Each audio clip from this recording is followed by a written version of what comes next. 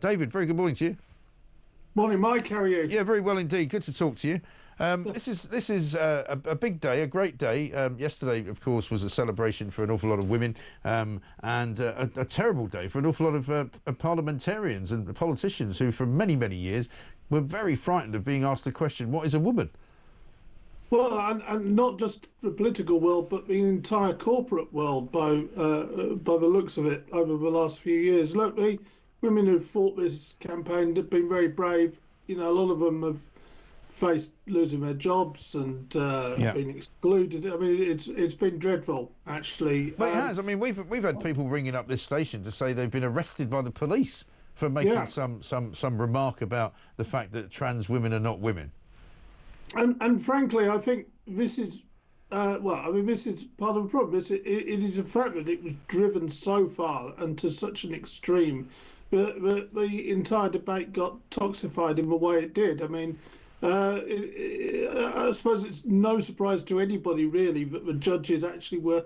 It could have been one of the most complicated legal decisions they had to make Right. yesterday. You know, but the fact that we had to go this far to find out what a woman is and ask a judge, it does seem kind of extraordinary. But It does seem mad, doesn't it? But there's now, I mean, it's sort of the beginning of the next phase in a way, isn't it? Because there's been a couple of MPs who've come out and particularly Green Party MPs, a couple of Labour MPs come out and said, you know, we don't recognise this, we stand by trans women, blah, blah, blah, blah. I mean, they have to recognise it. And I've been saying since yesterday, Keir Starmer, as the sort of lawyer-in-chief of this country, surely has to come out and say something about it as well. I mean, I know he's away, but surely for a man who couldn't identify what a woman was, and a man who spends his entire life telling us how much of a lawyer he is and how much he lives by a legal framework, surely he should come out now and say, this is now the law, and I will be promulgating it at every possible opportunity. So it's now very clear to me that a woman is only a woman if she was born a biological woman.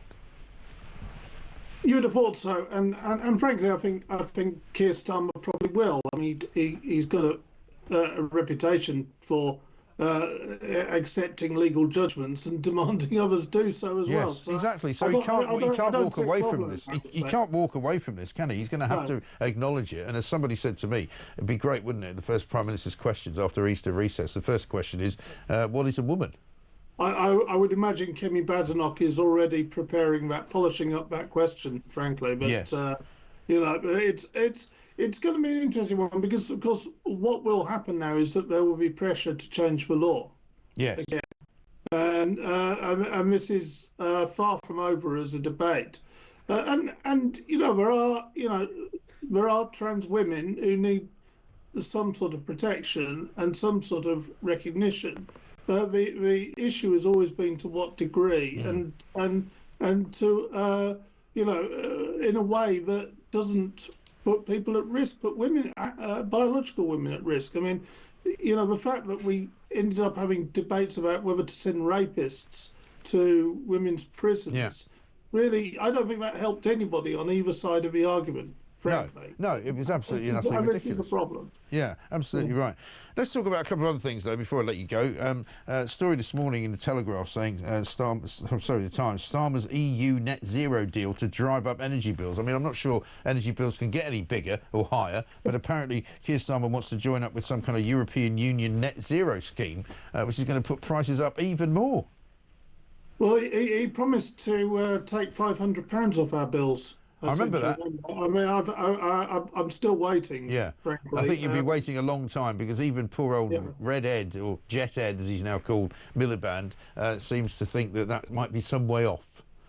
Yeah, but I mean, we've just seen this play out in the last week or so with British Steel, of the real consequences of it.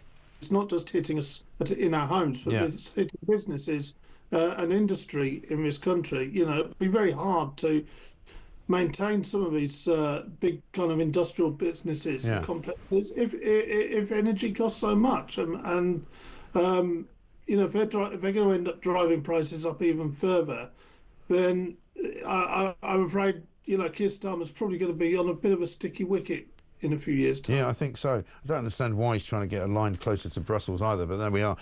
David, thank you very much indeed. David Maddox, political editor of The Independent there, with his take on the decision yesterday about trans women who are no longer to be regarded as women by law, according to the Supreme Court.